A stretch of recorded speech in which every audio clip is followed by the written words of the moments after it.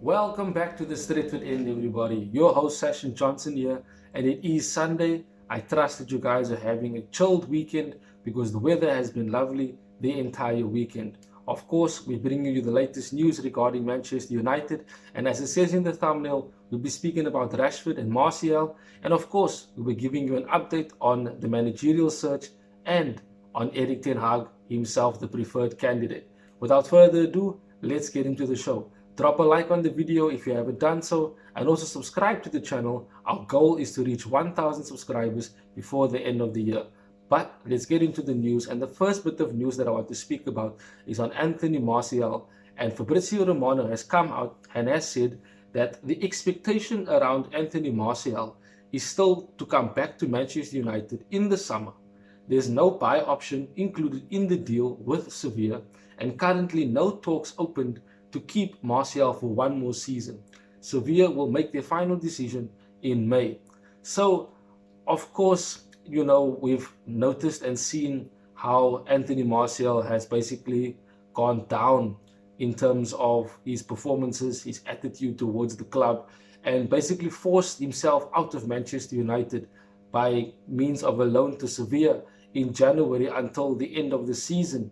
And of course, we were sad to lose a player of that quality, but he hasn't shown his best quality for us, and his troubles have continued in Sevilla, with him also not being able to perform there.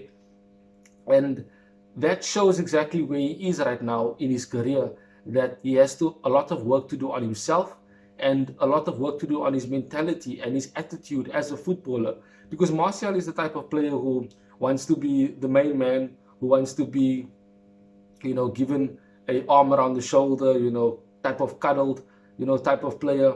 But he doesn't want to put in the work behind the scenes to actually cement a place in a team, to actually perform and be strong.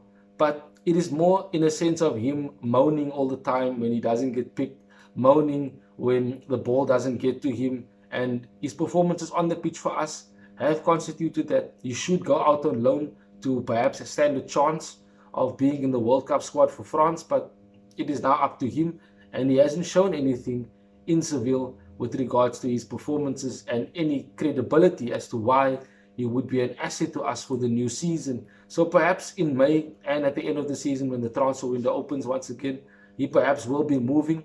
Further reports state that he's told his closest acquaintances that he does not want to play for Manchester United anymore. So, as it says in the thumbnail, perhaps Martial is officially gone and out of the door at Old Trafford, and it is for the best. We definitely could use with players with the right mentality at the club, and players that are willing to work on themselves even when the team is not training as a whole. I want to move on to the next bit of news, and it revolves around Marcus Rashford. And as we do know, in years gone by, the deadly trio that we had with Rashford, Martial, and Greenwood. Of course, we know why we lost Greenwood. It's been a bit quiet on his side, but again, we'll have to hear whatever news comes out regarding Mason Greenwood. But of course, that duo of Rashford and Martial, that was very, very deadly. They had the York and Cole, certain telepathic type of plays and beautiful goals that they scored together, the type of relationship that they had with one another. They were really, really close. And then how times have changed. Both of them now, contemplating their futures, not wanting to be at Manchester United, not feeling comfortable or at home at the club. But it's more so for Marcus Rashford, who's born and bred a Mancunian and has been with the club all his life. And the report comes out and says that Arsenal are targeting him in the summer and looking to give him an escape, as they say, and they are preparing a bid for him. And the report goes saying that Rashford is considering his future at United, and he could be offered a move to North London, Arsenal. Arsenal and the Mirror, and of course, this is now something I don't believe, but it is the reports, and I bring it to you here on the Stretford End. And it says that the Mirror claim Arsenal are desperate to sign a new forward at the end of the season, with Rashford being a target. Two reasons why I don't believe that this is true. One is the fact that they have Bukayo Saka on the right-hand side, who is, in terms of form and also in terms of development, miles ahead of Marcus Rashford, and also starts ahead of him in England duty as well. And on the other side, they've got Gabriel Martinelli as well, who's also on an upward trajectory in terms of his improvement to a world-class player. And the two of them currently on form are better than Rashford, and I don't think that Arsenal and Arteta would want to have another player brought in to, as I say, disrupt the apple cart, because the team that Arsenal are building looks to be a decent team, and I think bringing in Rashford would probably cause animosity in the dressing room, just as it kind of is causing animosity in our dressing room, because as we know, Rashford is a big name in England, and of course he wants to start every game and he wants to be the main man, just like Martial. But of course they need to work, at that particular aspect of the game to be number one on the team sheet, to never have their places, being taken by other players.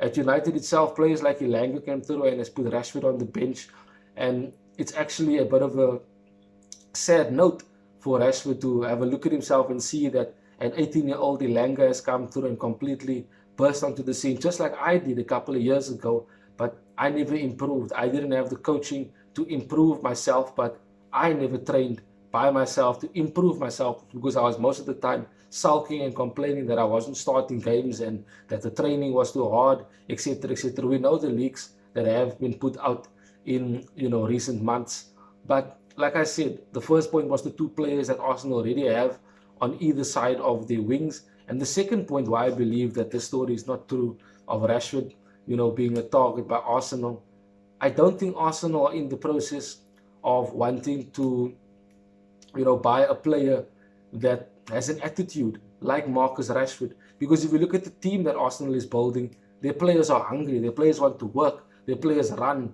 their players challenge, their players play to the best of their ability for their coach.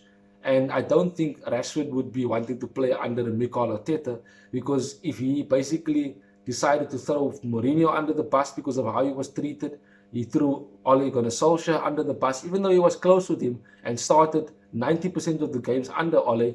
He basically still was not happy with Ole at certain times and kind of didn't like how Ole was treating him from a coaching perspective, because he stagnated. He didn't ever improve as a player under the 3 years of Ole's, mentorship. So basically, he probably also felt out because Ole was more concerned with Greenwood's development, and even in that sense, Greenwood did not develop. So that basically tells you where Rashford is, and it's a similar boat with Anthony Martial, because both of them basically have stagnated. Both of them have shown attitude. Both of them have showed a stinky mentality with regards to performing for the club, performing for the badge, and of course performing for the fans. They basically have both dropped from their national teams. They've both dropped from being first team players or starting 11 players for Manchester United. And perhaps, as it says in the thumbnail, both of them are gone by the end of the season. Rashford is also being targeted by Barcelona, as we saw in the recent weeks. But of course, it comes down to Rashford and what he thinks is best for himself. And if it means that he has to leave Manchester United to once again find himself and play at a club with less pressure, if I have to say so, then perhaps there's the door. We know for a fact no player is bigger than Manchester United. We've seen the likes of David Beckham, Cristiano Ronaldo, etc. leave for other clubs such as Real Madrid, but we still stayed a big club. We still stayed an attractive club to big players. And of course, we continue to do so. So if players want to leave, they can definitely leave. The door is more than open for them. And of course, I'm sure Rangnick, if it does come down to both of them leaving, him and potentially, which brings me into my third point and the third bit of news, which is the update on Erik ten Hag, which is what I know you guys have all been waiting for in today's show.